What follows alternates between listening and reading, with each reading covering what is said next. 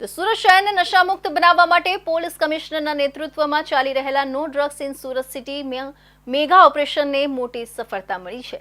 ચોક બજાર, પાલ અને સચિન જીઆઈડીસી વિસ્તારમાંથી લાખો રૂપિયાના હાઇબ્રિડ ગાંજાના જથ્થા સાથે કુલ 10 આરોપીઓની ધરપકડ કરી છે, જેમાં રેસ્ટોરન્ટના ધંધાર્થી, ટેક્સટાઇલ માર્કેટના કર્મચારીઓ અને અભ્યાસ કરતા વિદ્યાર્થીઓ સામેલ છે। ચોક બજાર સર્વેલન્સ ટીમે સિંગણપોર રોડ પર આવેલા જગજીવન નગરમાં ગોલ્ડન ઝોન પાન માવાની દુકાન પર દરોડો પાડ્યો હતો। અહીંથી પોલીસે દુકાનદાર જીતુભાઈ નાગજીભાઈ ધામેલિયાને રંગે હાથ ઝડપી પાડ્યો હતો। જીતુભાઈ પાસેથી 23 ગ્રામ હાઇબ્રિડ ગાંજો મળી આવ્યો હતો, જેની બજાર કિંમત ₹69,000 આંકવામાં આવી છે। પોલીસે કુલ 1,19,100 નો મુદ્દામાલ જપ્ત કર્યો હતો।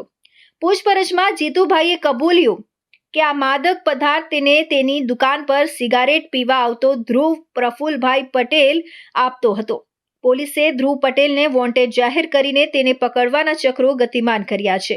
મહત્વનું છે કે પકડાયેલા આરોપી જીતુભાઈનો ભૂતકાળ ગુનાહિત છે અને તેના વિરુદ્ધ વલ્લભીપુર અને ચોક બજાર પોલીસ સ્ટેશનમાં અગાઉ પણ ગુના નોંધાયેલા છે।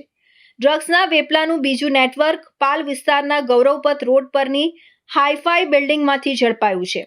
પાલ પોલીસ સ્ટેશનની ટીમને બાતમી મળી હતી કે સાંતવન સર્કલ પાસેની ઇવોક બિલ્ડિંગના બીજા માળે આવેલી દુકાન નંબર 213 ખાતેથી ગાંજાનું વેચાણ થઈ રહ્યું છે। પોલીસે દરોડો પાડીને ગાંજો વેચનાર મુખ્ય આરોપી ધર્મરાજ ભરતભાઈ જગડ સહિત ગાંજાની ખરીદી કરવા આવેલા અન્ય 6 યુવાનોને ઝડપી પાડ્યા હતા। ઝડપાયેલા યુવાનોમાં રેસ્ટોરન્ટના ધંધાર્થીથી માંડીને ટેક્સટાઇલ માર્કેટમાં નોકરી કરતા કર્મચારીઓ અને અભ્યાસ કરતા વિદ્યાર્થીઓ રચિત પાંડવ અને રિધમ ચૌહાણનો પણ સમાવેશ થાય છે। પોલીસે ધર્મરાજ પાસેથી 3.92 ગ્રામ હાઇબ્રિડ ગાંજો, જેની કિંમત ₹11,760 જપ્ત કર્યો હતો।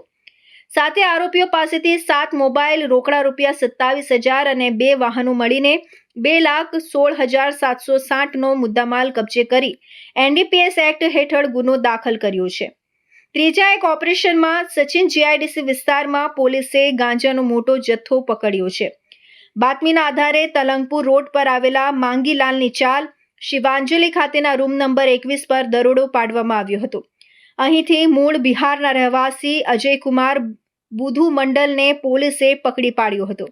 અજયકુમાર પાસેથી 720 ગ્રામ ગાંજાનો જથ્થો મળી આવ્યો હતો, જેની કિંમત ₹36,000 આંકવામાં આવી છે। પોલીસે ગાંજા સહિત અન્ય મુદ્દામાલ મળી કુલ ₹41,250 નો મુદ્દામાલ જપ્ત કર્યો છે। ઔદ્યોગિક વિસ્તારોમાં પરપ્રાંતીય મજૂરો મારફતે ડ્રગ્સની હેરાફેરી અને વેચાણના નેટવર્કને તોડવામાં પોલીસને આ એક મોટી સફળતા મળી છે।